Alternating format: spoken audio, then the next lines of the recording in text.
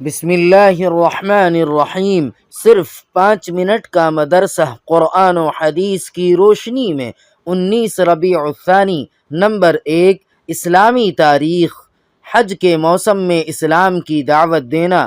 جب رسول اللہ صلی اللہ علیہ وسلم نے دیکھا کہ کفار قریش اسلام قبول کرنے کے بجائے برابر دشمنی پر تلے ہوئے ہیں، تو حضور صلی اللہ علیہ وسلم حج کے موسم کے انتظار میں رہنے لگے، اور جب حج کا موسم آ جاتا اور لوگ مختلف علاقوں سے مکہ آتے تو ایسے موقع پر رسول اللہ صلی اللہ علیہ وسلم بذات خود ان لوگوں کے پاس تشریف لے جاتے اور لوگوں کو ایک اللہ کی عبادت کرنے، بت پرستی سے توبہ کرنے اور حرام کاموں سے بچنے کی دعوت دیتے تھے۔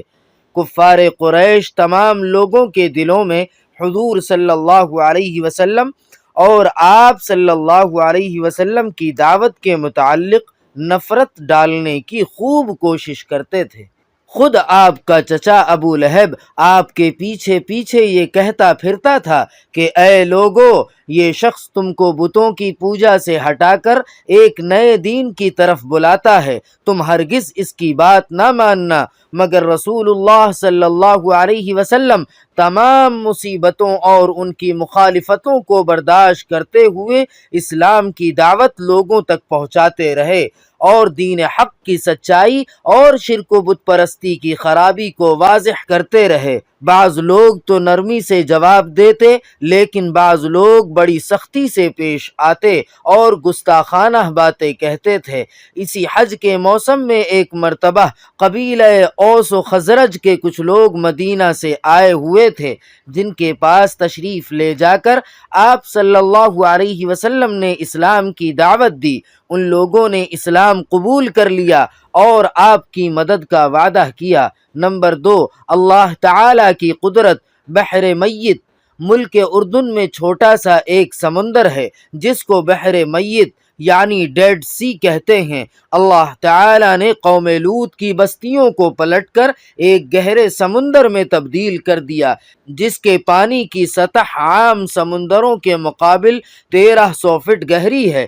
اس کی بڑی خصوصیت یہ ہے کہ نہ کوئی جاندار اس کے اندر زندہ رہتا ہے اور نہ ہی کوئی ڈوبتا ہے، جبکہ دوسرے سمندروں میں جاندار چیزیں بھی ہیں اور جاندار و بے جان چیزیں اس میں گر کر ڈوب بھی جاتی ہیں۔ نمبر 3، ایک فرض کے بارے میں۔ نماز میں امام کی پیروی کرنا۔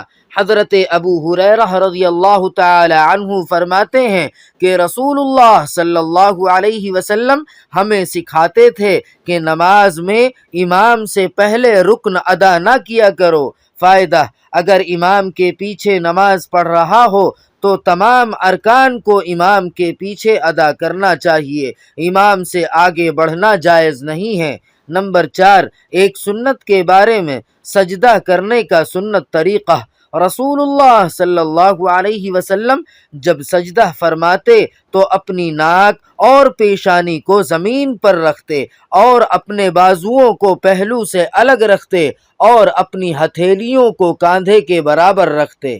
نمبر 5، ایک اہم عمل کی فضیلت۔ اذان کے بعد دعا پڑھنا۔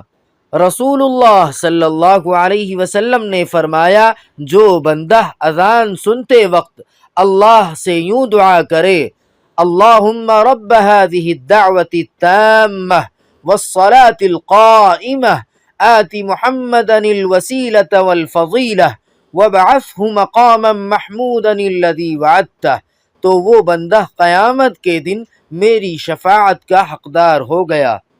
نمبر 6، ایک گناہ کے بارے میں۔ غلط حدیث بیان کرنے کی سزا۔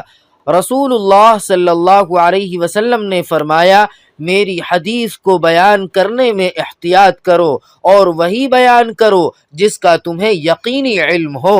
جو شخص جان بوجھ کر میری طرف سے کوئی غلط بات بیان کرے وہ اپنا ٹھکانہ جہنم میں بنا لے۔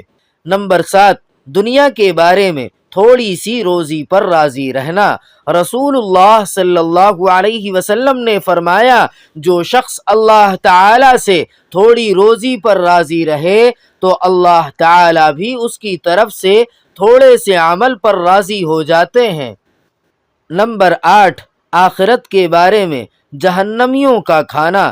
قرآن پاک میں اللہ تعالی فرماتا ہے، جہنم والوں کا آج نہ کوئی دوست ہوگا اور نہ کوئی کھانے کی چیز نصیب ہوگی سوائے زخموں کے دھون کے، جس کو بڑے گنہگاروں کے سوا کوئی نہ کھائے گا۔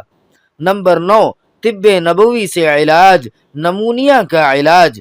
رسول اللہ صلی اللہ علیہ وسلم نے نمونیا کے لیے ورس، قسط اور روغن زیتون پلانے کو مفید بتلایا ہے۔ فائدہ: ورس تل کے مانند ایک قسم کی گھاس ہے جس سے رنگائی کا کام لیا جاتا ہے، اور قسط ایک خوشبودار لکڑی ہے جس کو عود ہندی بھی کہتے ہیں۔ نمبر 10، قرآن پاک کی نصیحت۔ قرآن پاک میں اللہ تعالی فرماتا ہے، تم اللہ تعالی اور اس کے رسول کا حکم مانو اور حکم کی خلاف ورزی سے بچتے رہو، پھر اگر تم منہ موڑو گے اور نہیں مانو گے تو یقین جانو کہ ہمارے رسول کے ذمے تو صرف احکام کو صاف صاف پہنچا دینا ہے۔ سبحان ربک رب العزت عما یصفون وسلام علی المرسلین والحمد للہ رب العالمین۔